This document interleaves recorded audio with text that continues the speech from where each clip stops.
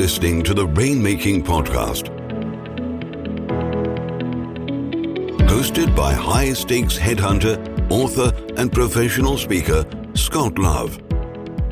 Hey, this is Scott Love, and thanks for joining me on the Rainmaking Podcast. One thing I want to let you know about is that I'm recording this introduction remote from Las Vegas, so don't think that the rest of the interview is kind of scratchy when you hear this introduction. I actually just finished up attending and sitting on a panel at the annual conference of the National Speakers Association. I first joined the National Speakers Association way back in 2003 when I started a training company for recruiters that I eventually sold several years ago. And I was truly honored to sit on a panel by Jeff Hazlett and Rich Bontrager, two close friends of mine, to talk about the situation with this podcast. The situation meaning that, what have I done with it? Let me give you a little bit of insight. I rebranded this podcast that had been dormant for about like 5 or 6 years. I kind of pivoted it, and sorry to use that word, I know you've never heard it before. I pivoted it to the concept of rainmaking. And the reason I did that, there were 2 reasons. As you know, I recruit partners for big law firms, and we just launched an associate division, and attorneys don't want to talk to a headhunter until they're ready to move. So we decided to put content out there that can help them regardless of whether they want to move or not.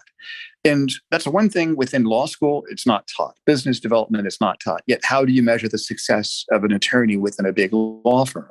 What's the book like? How have they become a rainmaker? So that's one reason I launched this a little over a year ago. And we're over 50 episodes. And the second one is this. And this is something that kind of comes with a small favor. And it's nothing you have to go out of your way to do. But let me give you some perspective. In high school, I was on the debate team. And my senior year, my partner, James McKinney, and I competed well. And we ended up climbing the ladder up to second place in the state of Texas for championship cross-examination debate. I mean, that was my sport. I even got a letter jacket. Debated intercollegiately at the Naval Academy. When I was in the U.S. Navy after my sea tour, I was a leadership trainer. I started speaking professionally in 2003. And I haven't done much with that in the last 5 years, but I'm starting to speak more to legal groups and to corporate groups on the topic of rainmaking, client development, and sales performance. So this is my favor. I wanted to ask if you happen to come across opportunities to suggest a speaker, I'd ask you to throw my name in the hat. All of my information, including testimonials, demo videos on my site at scottlove.com.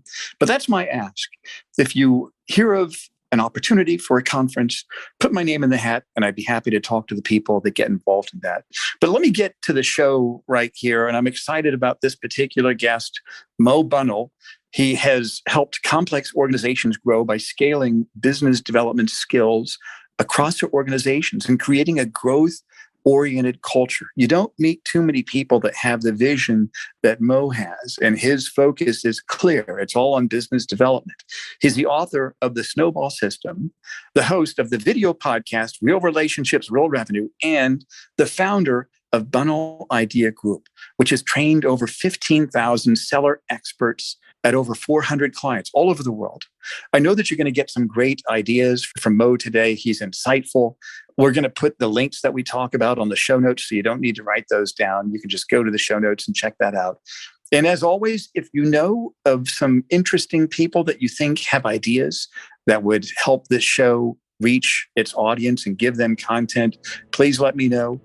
And as always, again, thank you so much for listening. Hey, this is Scott Love. Thanks for joining me on the Rainmaking Podcast. We've got Mo Bunnell with us today. I'm excited because Mo, as you know, has some great experience. And today we're talking about business development habits. Mo, thanks for joining me on the show today.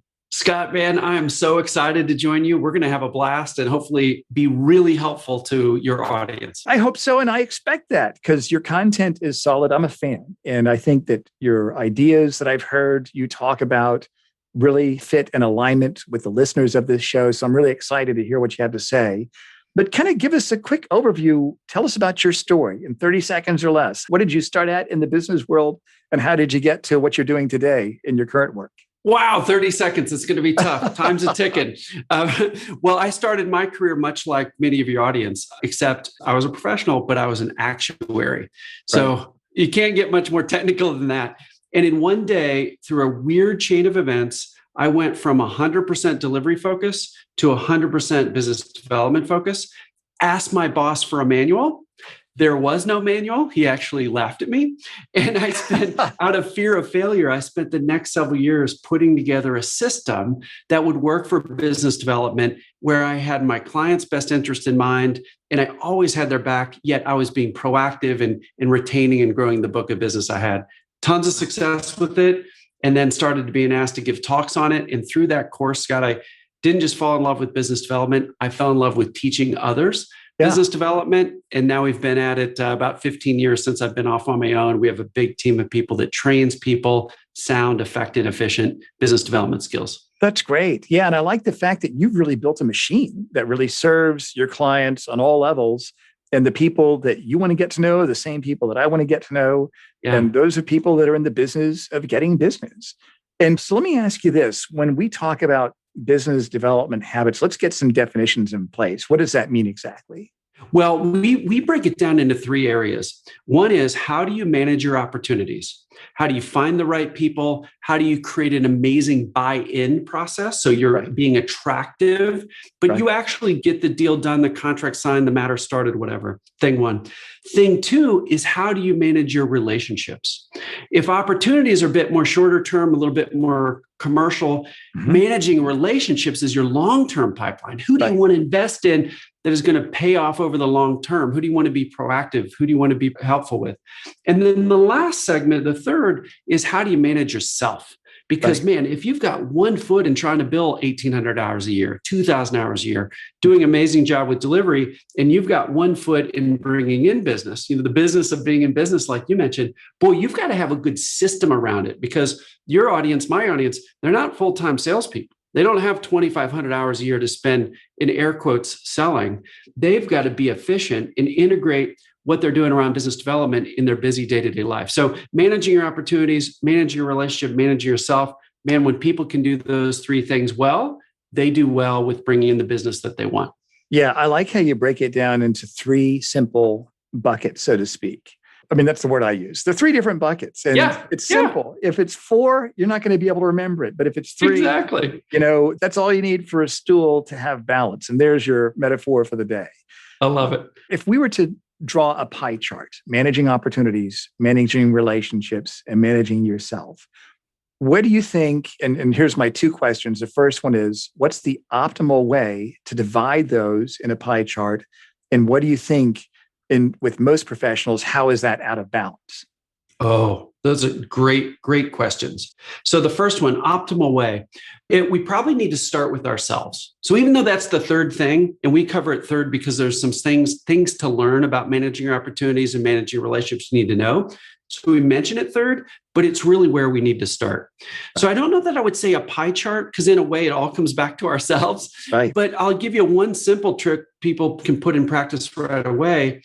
It's that if somebody can just take 15 minutes and write down on a piece of paper every single opportunity they would like a client to say yes to. These are the matters they want to bring in, the projects they want to start, the conference they'd like to speak at, anywhere another human being needs to say yes to get them to do the thing. Those are your opportunities. And in that 15 minutes, write down the 8 relationships you want to invest in over the next couple of years. Okay, so let me get this down. So 15 minutes writing down all, and how did you describe that again? Yeah. So we're going to curate 2 lists on one piece of paper. Okay. One's our list of opportunities. One's our list of relationships. For the opportunities, the definition is anything we need another human being to say yes to that's going to grow our business. That's an opportunity.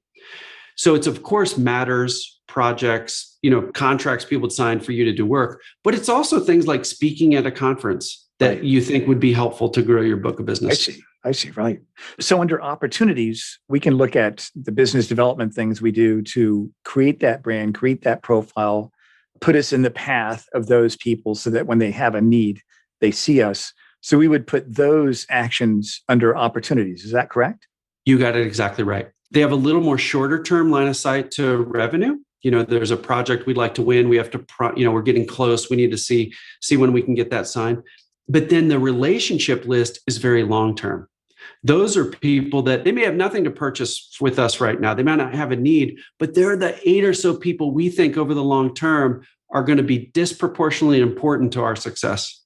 Okay, so the 8 or so people that are going to be primary leads or referral sources? How would we kind of triage it? How would we segment those in the relationship? Aha. Classic consulting answer, Scott. It depends. but here's the way you can think about it. And I can tell you who should have which people on their list. If we can think 3 years from now, who do we want to be raving fans of ours? Who do we want to be running around singing our praises because we did such great work for them or we added so much value in their lives? If I'm a high-stake litigator, somebody that, let's say, by definition, has a very episodic practice, they've got the kind of practice where they don't know who's going to be their next client because the papers haven't been served or there hasn't been a class action or whatever. Right. Well, if I have more of an episodic type of practice, I would want to have most of my 8 people be folks who can provide me with referrals. Absolutely. Yeah, I get that. If I have more of a transactional practice where I do a lot of M&A deals, well, I might be able to have my 8 people in a private equity firm or as a deal maker in a big acquisitive company or something like that. So the 8 people flex depending on your type of work that you have, but you want to pick 8 people that you feel like, not the people you may know now well, could be, but we want to think about the people we want to know well in the future. How did you come up with the number 8 for that? Well, we've trained almost 20,000 people all over the world. And I thought I was busy. Well, it took 15 years. Okay. But we have a whole team of folks that do it. But we work with one of the top 3 management consultants in the world. I was just training their folks in London, Amsterdam, and Brussels this morning. We work with a big chunk of the AmLaw 100. We work with Sotheby's, the high-end art auctioneers.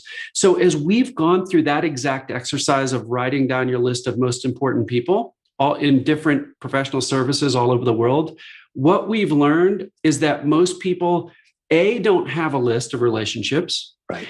B, if they do, it's too big. So if you have 100 people on your list, you do nothing. Or you just hang out with the people you already know. Right.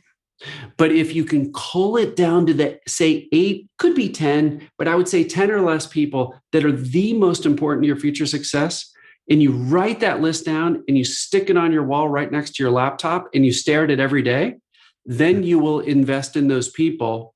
And over the long haul, it's going to reap big rewards. I think out of all the things I've heard and have read and the people I've interviewed, if there was one thing people should do, it's this, what you just described. If they just had that list, if they just took 15 minutes and said, who are the 8 people that are the most instrumental people in my life professionally that can do business with me or lead me to business, and identify those. I remember I read Ed Wallace's book. I had him on my show probably about a year ago when I first started it. And he talked about the Fab Five, who are the 5 people.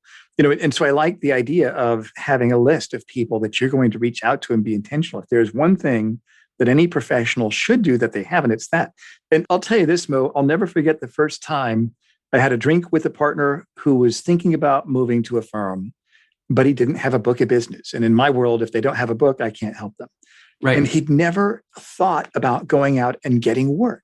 And I think I've seen that many times. They just don't think about what they need to do to go out and get that. The firm can be great. They can have a chief marketing officer that does a fantastic job of marketing the firm, but it's the responsibility of every individual in an organization to really go out and shake the trees and make it happen. What do you think about that? Well, I totally agree.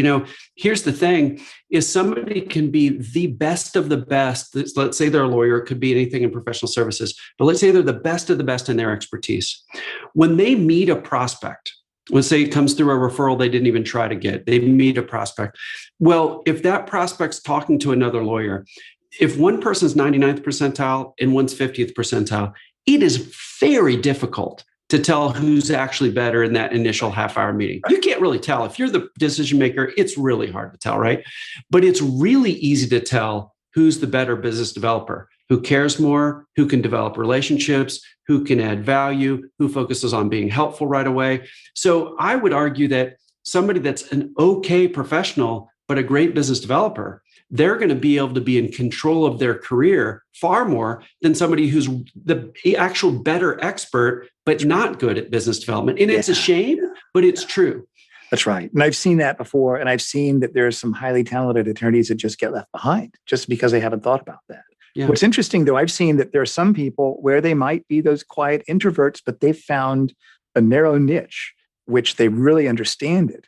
And they have taken the time to really understand where those opportunities are and to pursue those, to understand who are those few people that these are the critical people upon whom my success depends. I need to develop those relationships. They haven't done a lot, but they've done a little bit. And they've done those two things that you mentioned. And I placed a guy like that recently that categorized himself as not being a swashbuckling rainmaker, but he'd done very well because he found that vein of gold that he dominated within his niche. He was an attractive partner in many ways. And he understood the power of building a few important relationships. You don't need to be the extrovert that's slapping people on the back all the time. Oh. You know, you can be a quiet introvert and really own your space because of what you talked about. Well, that's exactly right. Let me share a quick scientific study and a story. Scientific study first. There's actually research on this. So they divided people up into extrovert, introvert, and interesting ambivert. That's somebody that's in the middle. You know, there's a normal curve to this. The actual most successful rainmakers were ambiverts. Introverts were second, and extroverts were last. Right. So we tend to have this view in professional services that, that salesperson, you know, and almost in a negative connotation, that backslapping golf taking, drink, making, but they're actually the worst in general. And what the researchers said in the literature is that they were so worried about being liked, they actually didn't talk about the business side. That's right. That's right. The story that's interesting is we were on vacation 2 weeks ago, and I got a handwritten note from a person who just got promoted to equity partner at King & Spalding. One of our clients, love working with KNS. And he had gone through our program when he was a recently minted income partner. And the main thing he did, Scott, was he took this idea of the relationship list and he wrote it on a dry erase board and he put it above his computer. Every day for the last 3 or 4 years, it's stared at him, the relationship list. And he kept investing and playing the long game in those relationships. He's now an equity partner, and he wrote a handwritten note saying how much this program meant to him and what being equity partner means to his family. And it was just super cool because we have 17 different modules we teach. This is one of them. And he locked into it, and he's had so much success because of this. That's great. That's a great story, Mo. So let me ask you about the third bucket, so to speak, managing yourself. What does that mean? Yeah. So let's say somebody spent 15 minutes. That's all it takes. They've got their list of opportunities, their list of relationships. And that's managing your opportunities, manage your relationships. The managing yourself part, the habit part, is simple as this, Scott. You take 15 minutes once a week. You take a look at your 2 lists. Right. And no joke, you just pick 3 things a week around business development that you're going to do in the next week. What are some examples of that? Yeah. So we call those most important things. And let me give you the criteria and I'll give you some examples. The criteria for a most important thing, spell B-I-G. B, they have to be big impact. They're not necessarily the easy to do things. They could be, but they're the big impact things. I, we write them so they're in your control. So we don't want to say, have lunch with the new GC, because they might cancel, but we want to say, ask for lunch with the new GC. Right. And then G, they have to be growth oriented. This is critical. A lot of people will fool themselves in saying, well, if I do a good job on the brief, I'll get hired for more. Well, we're assuming you're going to do a good job on the brief. So the MITs have to be growth oriented. So back to examples that satisfy big impact in your control and growth oriented. An MIT could be text your friend who's a client and see how the big meeting went with the board. Say, it could be emailing somebody and saying, would it be helpful if we invested in you based on the new LIBOR replacement and just I could bring in my expert and we could just offer some discussion on what other financial services are doing around this. And we could just have a 30-minute session on our dime to talk about what others are doing and see if that is interest to you. So they can be the littlest things in the world, a little text to see how somebody's doing, or they could be a relatively significant investment we want to make in a prospect. That's great. So let me ask you this, and I think everything you said is solid. Looking over the last year and a half with COVID, people coming out of it now, the world is becoming a happier, more quote unquote normal place. And I promise I won't say the word pivot. But what do you think are some of the surprising benefits that have come from the crisis in terms of business development? Oh my gosh, there's a million of them. Like tell me one. Tell me one. Well, I think the people that change to love virtual and adapt to it and get really good at it won out big, and it's paying dividends now. Yeah. So one simple example is if we can digitally or virtually offer what we call a give to get, a little 30 or 60 minute session where we're gonna actually not charge but help this prospect or client as much as we can. Well, in the old days, to do a give to get 60-minute investment meeting to prompt action towards us being hired around something specific. The old days, you'd have to figure out a time that worked. You'd have to fly to LA. You'd have to go all the way to LA from Richmond or wherever somebody lives. Richmond's a great city, Scott. That's right. And you'd have to stay overnight. You'd have to go to the office. You'd have to spend the hour. You'd have to fly all the way back. Man, you're talking the 3-day investment to do this 1 hour thing with a client, right? So maybe you can do one of those a month. Well, now you can do 3, 4, 5 give to gets a week because we've all gotten accustomed to do things on Zoom and Microsoft Teams and things like that. So it's the people that have adopted this ability to work across time zones on a moment notice, to invest in clients in meaningful ways while they're going through a tremendous amount of change because of the pandemic coming in, coming out, is the people that doubled down and invested by being helpful that are reaping the dividends now. Yeah, I think so too. And I think even with conferences, I got invited to speak on a panel for the Los Angeles chapter of the Legal Marketing Association, talking about the connection between legal marketing and lateral recruiting. And it was probably about a 45-minute session. You're not meeting people in person, but you still got to meet people and you get to see people's reaction and they interact with you, they chat with you. It was more like a breakout than a keynote because it was very casual. And so I think that there's a lot of advantages that come from this. And I also think, like, you're absolutely right, just the virtual aspect, even if and when people go back to an office rhythm, even if it's 50%, they're still going to keep the virtual part and how they communicate. Yes. Like I had an interview take place where it was face-to-face meeting, but the second round is all going to be virtual because you got partners in multiple offices. People are used to it. It's not this strange, awkward thing anymore, Exactly. Yeah. If there's one word I could tag on to what you and I just went back and forth on, it's efficiency. Right. There's a tremendous amount of efficiency in digital and virtual. And as the world opens back up, I think our new challenge is, which things should I do in person because it's better and worth the travel and the friction and the time set up and the delay and all that. But which things are so darn good now, I can get 80% of the value like you did with LMA LA. Mm-hmm. Right. We love working with LMA too. You got 80, 90% of the value, but you just saved 3 days. That's right. I'll take that bet all day long, right? Give me 80% and save 3 days. Done. Absolutely right. Yeah, that's right. So let me ask you this about managing yourself. Are there any aspects of emotional mastery, emotional awareness, resilience, anything that you've seen that professionals need to focus on in that third bucket of managing yourself? Oh, Scott, I've got a big one. Divorce yourself from the outcome. So what we mean all the time by that is professionals would get hung up on, I wrote this wonderful email, I invested in the client, I didn't hear back in the first 3 minutes. Yeah. I'm a failure. Yeah. But that's the wrong way to look at it. The right way to look at it is, we talked about MITs and doing 3 a week, 3 most important things that satisfy big impact in your control and growth oriented. If somebody does 3 things a week, that's about 150 a year. Yeah. Right. All proactive, all big impact, all in our control. We can always get 3 out of 3 every single week. If somebody does that, if they divorce themselves from the outcome, if somebody replied or not, it doesn't matter. You're not going to get a yes on everything. But man, if you do 3 things like you and I have talked about every single week, you're going to get a yes on like 100 of the 150, and you're going to win. And here's one more thing I just thought of, and I'll tell you how I came to this. What I started doing about 4 years ago, at the end of the day, in an Excel spreadsheet, I would document 2 things. What was my greatest achievement for the day? Yep. What was a big win? Did I get an interview set up? Did I get a new client? And then what was my biggest lesson? What did I screw up in? I love it. And I've been doing that since probably January of 2018. And I have other metrics on that Excel spreadsheet. And what I started doing within the first year, I would go back and I would spend extra attention to the lessons learned, my failures. And you know what I found, Mo? I saw that there were certain patterns in the mistakes I was making.